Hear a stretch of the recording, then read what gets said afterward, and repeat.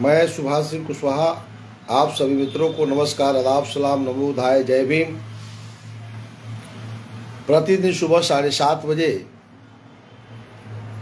बिहार के गांव में रहने वाले गांव गरीब किसान मजदूरों के लिए केंद्र और राज्य सरकार के द्वारा जो योजना चलाई जाती है, गांव तक पहुंचाने के लिए जो पंचायत राज अधिनियम बनाई गई, जिसके तहत बिहार में पंचायत प्रतिनिधि चुनाव जीत करके अपने अपने कामों के प्रति लग गए हैं। सब लोग अपने अपने कार्यों में लग गए हैं।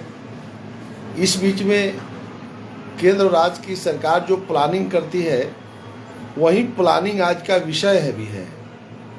प्लानिंग विषय पर हम सोचे कि चर्चा करना चाहिए, क्योंकि किताबों के अंदर सहभागिता एवं ग्राम योजना जो है उसमें कह रहा है कि पंचायत प्रतिनिधि को प्लानिंग हरदम दिमाग में रखना चाहिए।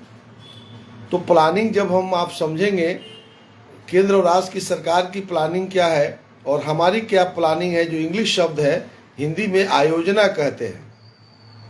आपका आयोजना क्या है? एक तो योजना होती है जो सरकार चलाती है, और सरकार के योजना को धरातल पर पहुंचाने के लिए आपका आयोजना क्या है। तो आयोजना चूंकि हिंदी शब्द से ज़्यादा प्रचलित है, प्लानिंग बहुत सा जीवन में अंग्रेजी शब्द आता है जो हम लोग ज़्यादा उसी को समझते हैं और हिंदी नहीं समझते हैं। तो आयोजना और योजना, तो योजना सरकार चलाती है और आयोजना हमको तय करना है, यानी प्लानिंग हमको करना है कि सरकार का जो योजना है, सरकार जो चाहती है, यानी सरकार भी प्लानिंग किया होगा और प्लानिंग के तहत योजना बनाई होगी। उस आयोजना को सरकार योजना के रूप में हमारे पास भेज दिया, यानी पंचायत प्रतिनिधि के पास भेज दिया, और पंचायत प्रतिनिधि उसका प्लानिंग करके गांव तक ले जाती है। यही विषय है। तो इस विषय को हम बिहार के पंचायत प्रतिनिधियों और खास करके बिहार के गांवों में रहने वाले स्वयंसेवी संगठन, जागरूक इंसान, पढ़े लिखे लोगों, सेवानिवृत्त सभी पदाधिकारियों, इसके संबंध में किताबों के अंदर जब जाएंगे तो एक शानदार उदाहरण के साथ आप पढ़ेंगे तो आप सब को भी ज़्यादा क्लियर होगा। लेकिन फिर भी मैं अपने तरफ से हर विषय की हम प्लानिंग करते हैं। जैसे मान लीजिए कि आप घर बनाना चाहते हैं, आदमी का जीवन में एक लक्ष्य होता है कि हम घर बनावें। तो घर बनाने का आप प्लानिंग करते होंगे, पैसा कितना है, कितना लगेगा।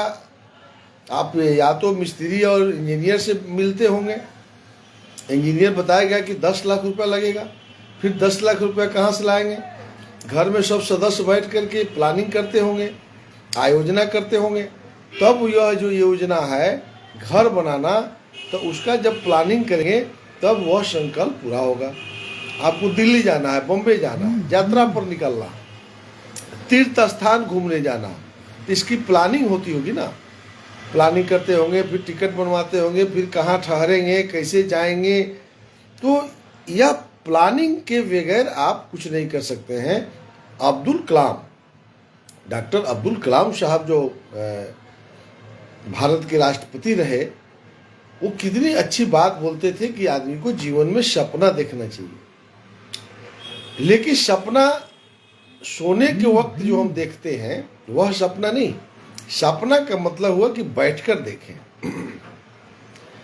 और जितना ऊंचाई तक सपना देख सकते हैं आप देखने के लिए स्वतंत्र हैं, लेकिन उस सपना को सजाइए। यानी आप अपने उद्देश्य की पूर्ति के लिए सपना देखना होगा, और सपना को धीरे धीरे सजाइए कि आपकी सपना कैसे पूरा होगी। यानी आपने सपना देखा कि हमको मकान बनाना है, और मकान बनाने की प्लानिंग क्या होगी? एक दिन का प्लानिंग नहीं हो सकती है, 1 साल, 2 साल, 4 साल, 5 साल, 10 साल की प्लानिंग करके आप घर बनाते होंगे।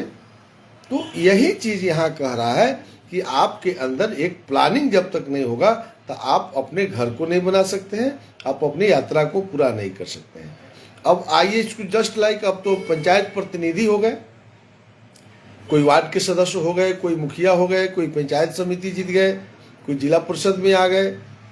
तो आने के साथ ही आप वार्ड के सदस्य हैं। आपकी प्लानिंग क्या है?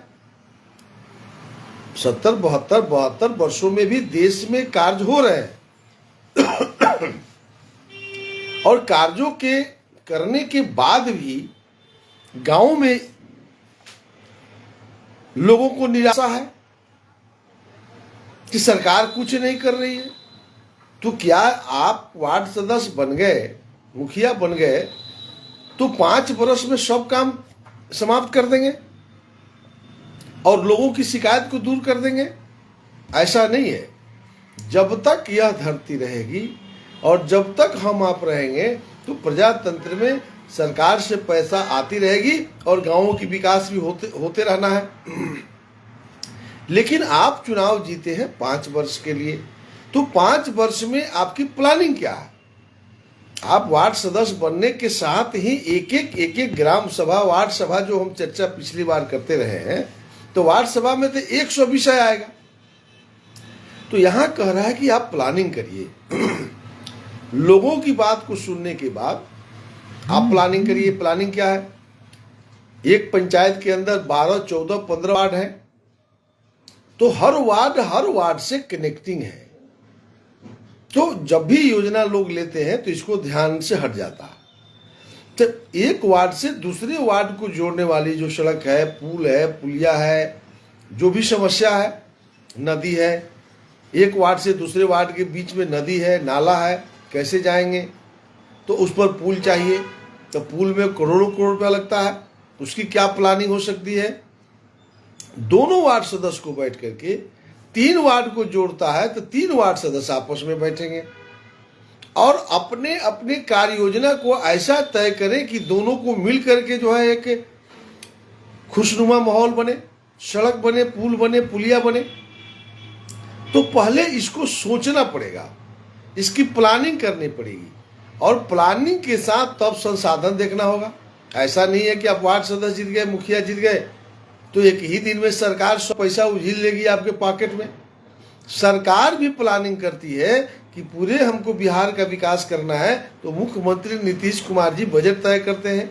अभी बजट सेशन चल रहा है बिहार में, वहाँ आपके जो विधायक होंगे लड़ाई लड़ते होंगे कि इस योजना में इतना बजट दिया जाए।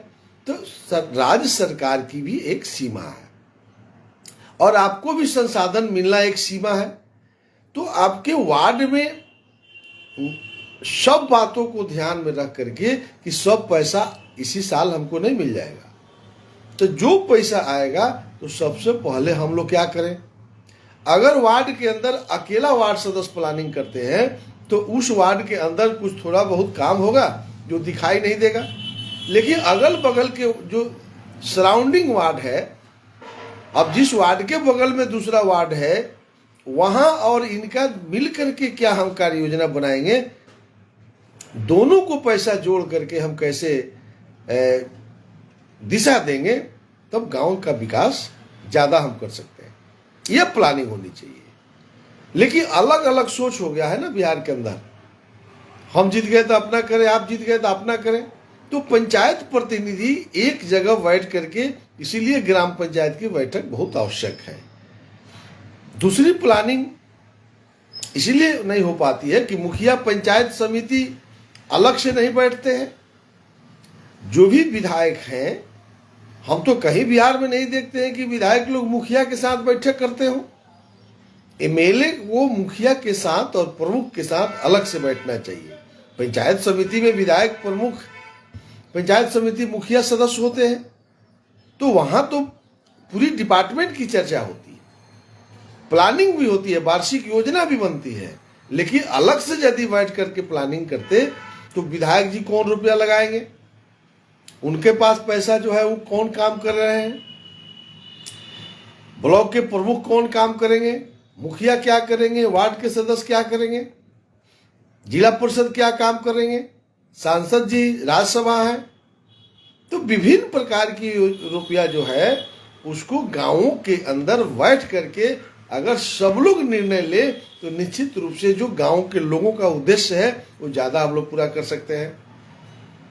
हम लोग गांवों के अंदर, चाहे आप सब हम लोग घूमते रहते हैं, तो आज तो ऐसा ऐसा गांव मिलता है जहां पीसीसी तो सड़क बन गया, कई बार हमको 1-1 किलोमीटर गाड़ी को पीछा करना पड़ता है।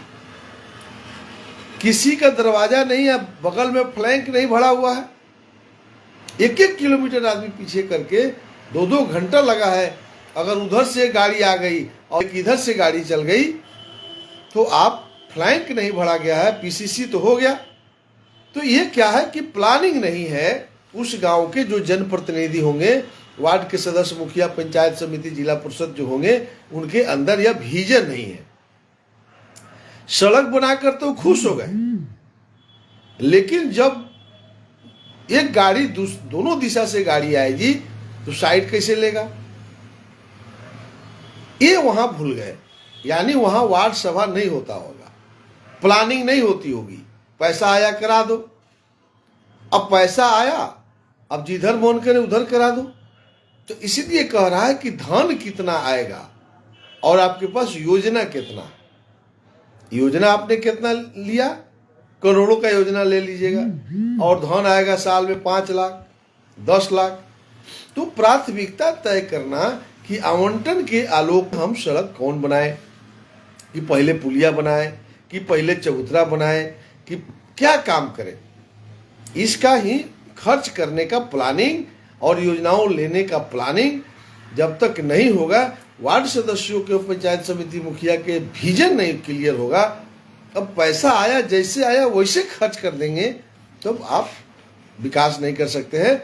यानी तीर्थ यात्रा पर अगर निकलना है तो आप पहले जैसे प्लानिंग करते हैं उसी तरह से प्लानिंग आपको जीवन में, आप जनप्रतिनिधि हो गए हैं तो उसको कैसे खर्च करेंगे, ये आपको सोच समझ करके इसकी प्लानिंग करनी होगी।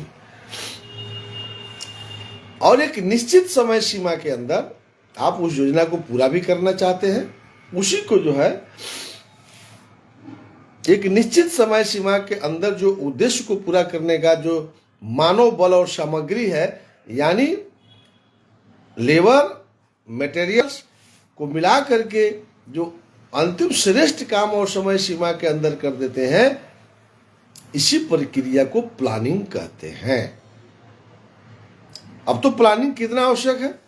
बिना प्लानिंग का जीवन आप एक डेग आगे नहीं ले जा सकते हैं। जिस व्यक्ति के जीवन में कोई प्लानिंग नहीं है वह व्यक्ति सफल व्यक्ति नहीं होगा। हम अपनी योजना संकल्पना को स्थानीय शासन के स्तर तक सीमित नहीं रखें। इस स्थिति में योजना बनाने के कार्य को स्थानीय क्षेत्रों के विकास के समन्वित विचार के रूप में देखा जाता है। अब ग्राम पंचायत का आयोजन, इसलिए हम बार बार पिछली बार भी जब भी हमने बोला है कि ग्राम पंचायत ही वह संस्था है जिसका प्लानिंग होगा, वही प्रखंड का प्लानिंग होगा, वही जिला परिषद का प्लानिंग होगा और वही जिला योजना का भी प्लानिंग होगा। चूंकि जिला योजना वही काम सोच सकती है जो ग्राम पंचायत सोचती है, तो ग्राम पंचायत का जो प्लानिंग होगा, यानी वार्ड सभा से बात आएगी ना ग्राम सभा में, और ग्राम सभा से ग्राम पंचायत में गया, तो ग्राम पंचायत का जो प्लानिंग होगा उसे बाहर का प्लानिंग जिला परिषद को कहां से आ जाएगा। चूंकि गांव में तो वो जानता है ना कि कौन पुल बनाना है, कौन सड़क बनाना है, क्या करना है। इसीलिए ये कह रहा है कि ग्राम पंचायत को आयोजना इकाई के रूप में ही देखा जाता है और इसी से प्रखंड और जिला से जिला योजना में यह योजना जाती है। जिला योजना भी एक दिन का विषय आएगा, आगे आएगा, वो भी लंबा विषय है।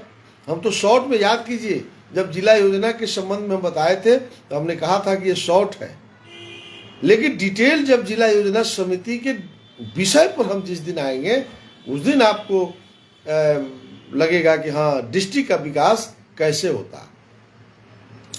तो लेकिन इसमें थोड़ा भेंट दिया है कि आपको जानकारी हो जाए कि ग्राम पंचायत ही वह सशक्त संस्था है जहां की प्लानिंग जिला योजना की प्लानिंग होती है। क्योंकि प्लानिंग की चर्चा आज हम लोग कर रहे हैं ना कि जीवन में आपकी प्लानिंग क्या है, कितना पढ़ाना है, बेटा को क्या पढ़ाना है, पढ़ा के क्या बनाना है, अगर यात्रा करना है तो क्या करना है, बेटी की शादी करना है तो क्या प्लानिंग है। वही आप जनप्रतिनिधि हैं तो आपकी भी एक प्लानिंग होनी चाहिए कि हम मुखिया हो गए तो 5 वर्ष में हमको क्या क्या करना है। क्योंकि हरदम याद रखना है कि सरकार का संसाधन भी लिमिट है और उस लिमिट के ही अंदर आपको 5 वर्ष में विकास करके भी निकल जाना है। यदि आपकी प्लानिंग नहीं होगी तो बिना प्लानिंग वाले लोग चुनाव फिर हार जाइएगा और जीवन का उद्देश्य भी आपका छूट जाएगा। इसलिए इस 5 वर्ष में ही आपको इतना काम कर देना है कि आने वाला समय याद करें। यहाँ कोई व्यक्ति जनप्रतिनिधि पंचायती राज में हुआ था तो उन्होंने कुछ काम किया। दूसरा विषय इसमें कह रहा है कि लक्ष्य और उद्देश्य। आपका लक्ष्य क्लियर होना चाहिए और आपका उद्देश्य भी क्लियर होना चाहिए। लक्ष्य क्या है? लक्ष्य की प्राप्ति तो सीधा दिखता है ना, ये चीज हमको करना है, हमको रोड बनाना है, पुल बनाना है, पुलिया बना है। लेकिन उद्देश्य जो है लंबी प्लानिंग है। आप उसका उद्देश्य क्या है, आप जाना कहाँ चाहते हैं, विजन क्या है, वह दिखता नहीं है। लेकिन अंदर से एक अनुभूति होनी चाहिए कि आपकी टारगेट क्या है, उद्देश्य क्या है और लक्ष्य टारगेट क्या है। लक्ष्य तो ये कह रहा है कि आप में परिवर्तन या सुधार करना चाहते हैं। इन दोनों में क्या फर्क है? क्या आप परिवर्तन या सुधार करना चाहते हैं या योजनाओं के माध्यम से क्या प्राप्त करना चाहते हैं? लक्ष्य एक समान वक्तव्य है जो बताता है कि हम क्या प्राप्त करना चाहते हैं। इसमें हमें अपने समस्त मनोरथों का पता चल जाता है। उद्देश्य सुस्पष्ट नहीं है तो इसके लिए वह 3 पार्ट में कह रहा है कि मानव विकास सूचक और बुनियादी ढांचे का विकास और उत्पादन क्षेत्र में विकास। यह 3 जो है आपको लक्ष्य के रूप में कह रहा है। ये तो आप तुरंत पूरा कर लेंगे, लेकिन उद्देश्य होना चाहिए कि हमको 5 वर्ष में हमको संपूर्ण पंचायतों के अंदर, पंचायत समिति और जिला परिषद के अंदर क्या करना है। तो मानव विकास के संबंध में कह रहा है कि मानव विकास क्या है। तो मानव का विकास में कह रहा है कि आपको शिक्षा होना चाहिए, आपका स्वास्थ्य ठीक होना चाहिए, महिला और बाल सुरक्षा होना चाहिए। तो ये मानव का विकास के लिए सरकार जो योजना चलाई है तो आप उसको कैसे ठीक करेंगे? यह आपका लक्ष्य है कि हम पंचायतों के अंदर एक भी बच्चा को विद्यालय से बाहर नहीं रहने देंगे। आपका लक्ष्य है कि हम सभी बच्चों को मैट्रिक पढ़ा कर रहेंगे, स्वास्थ्य को ठीक कर देंगे, हम बेरोजगारों को रोजगार देंगे, हम पूरी सड़क को बनाएंगे। मतलब आपकी क्या लक्ष्य है? ये कह रहा है मानव विकास के लिए कौन कौन चीज मूलभूत आवश्यकता है उसको आप पूरा करने के लिए कह रहा है कि लक्ष्य तो सीधा आपको पूरा करें। तो उद्देश्य की पूर्ति जो है आपको ये तो लंबी विषय है, तब जाकर के आपको उद्देश्य की पूर्ति होगी। तो जिस पंचायत प्रतिनिधि को अच्छा काम करना है उसका टारगेट भी होना चाहिए कि हम जो है पंचायत में शिक्षा व्यवस्था को ठीक करेंगे, स्वास्थ्य व्यवस्था को ठीक करेंगे, कृषि विभाग को ठीक करेंगे, राजस्व विभाग को ठीक करेंगे, नल जल को ठीक करेंगे। ठीक कैसे नहीं होगा? जब आपका टारगेट हो जाएगा तो सब चीज संभव है। दूसरा कह रहा था बुनियादी ढांचा। बुनियादी ढांचा लक्ष्य की बात है। प्राकृतिक मानव संसाधन को ध्यान में रखते हुए जिले की क्षमता की जांच करना। बुनियादी, जहां तक बुनियादी ढांचे के लिए लक्ष्य की बात है, भारत निर्माण परियोजना के अंतर्गत निर्धारित लक्ष्यों को उसी तरीके से अपनाया जा सकता है जैसा कि प्रत्येक जिले के लिए लागू है। उत्पादन के क्षेत्र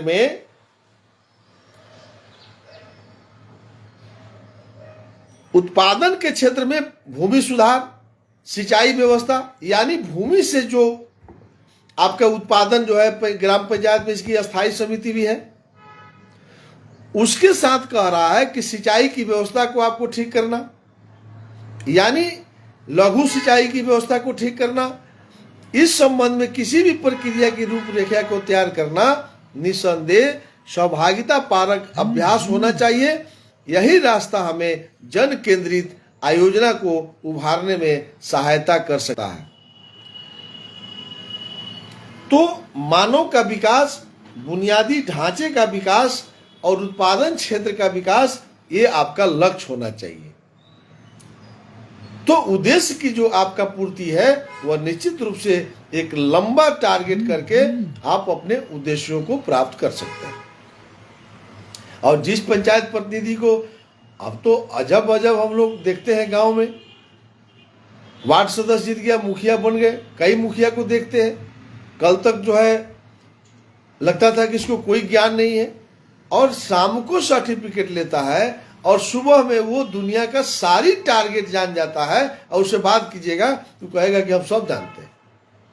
और यही कारण है कि बिहार का विकास रुका हुआ है। जितना केरल और हरियाणा और पंजाब का डेवलपमेंट इस देश के अंदर हुआ, क्योंकि वहाँ के पंचायत प्रतिनिधियों की प्लानिंग ठीक थी, उनका टारगेट ठीक था, उनका उद्देश्य स्पष्ट था। हम बिहार के प्रतिनिधियों को बगैर किसी लक्ष्य का, बगैर किसी उद्देश्य को सोचे हुए, ना हमारे पास कोई प्लानिंग है, ना हमारे पास कोई उद्देश्य है, ना हमारे पास कोई लक्ष्य है। पैसा आया 5 लाख रुपया, कहाँ कराना है, कौन सड़क बनाना है, इसका भी कोई लक्ष्य नहीं है। जहां लगा कि ये ज़्यादा इसमें प्रॉफिट है उसको करा दो। अब बगल का वार्ड भी क्या करना चाहता है, तीसरा वार्ड क्या करना चाहता है, लेकिन सब लोग मिल करके एक सड़क को बनाता, तो वह सड़क, बहुत ऐसी सड़कें हैं जो 1 वार्ड, 2 वार्ड, 3 वार्ड, 4 वार्ड को एक ही साथ जोड़ती है। तो उसकी प्लानिंग यदि हम आप करते, सभी प्रतिनिधि आपस में बैठ करके, तो निश्चित रूप से हरियाणा, केरल से हम बड़ा विकास के क्षेत्र में अपने राज्य को ले जाते। मुख्यमंत्री नीतीश कुमार रात दिन लगे हुए हैं, लेकिन उन्होंने किताब भी छपवाया, आपको विषय भी दे करके आपके घर तक पहुंचाने का काम किया, लेकिन बिहार के पंचायत प्रतिनिधि इस पर बगैर आप अध्ययन किए हुए अपनी कामों को कर रहे हैं। इसके लिए सरकार ने समय सीमा का भी निर्धारण किया कि आप, समय सीमा भी है इसके अंदर। मध्यावधि योजना 5 वर्ष के लिए कहके का काम करने के योग्य व्यक्तियों को पूर्ण रोजगार देना, यानी मनरेगा भी चल रहा है इसके लिए। उत्पादन या खासकर खाद्यान्न उत्पादन संबंधी लक्ष्यों को निर्धारण करना, जैसा कि भारत में पंचवर्षीय योजनाओं के लिए किया जाता है। इसी तरह आप ग्राम पंचायत, पंचायत समिति, जिला परिषद के लिए भी खाद्य उत्पादन संबंधी लक्ष्य को निर्धारित कर सकते हैं। इसका प्लानिंग आप कर सकते हैं। वार्षिक योजना, पंचवर्षीय योजनाओं के कार्य 5 भागों में विभाजित किया गया है। प्रत्येक भाग के लिए 1 वर्षीय कार्य योजना है। अब आपको 5 वर्ष में क्या करना है और 1 वर्ष में क्या करना है, ये दोनों को सोच करके सरकार पैसा देती है। तो यह सोच ग्राम पंचायत को भी रखना पड़ेगा कि हमको एक ही साल में जितना हम योजना तय किए हो, पैसा आने वाली नहीं है।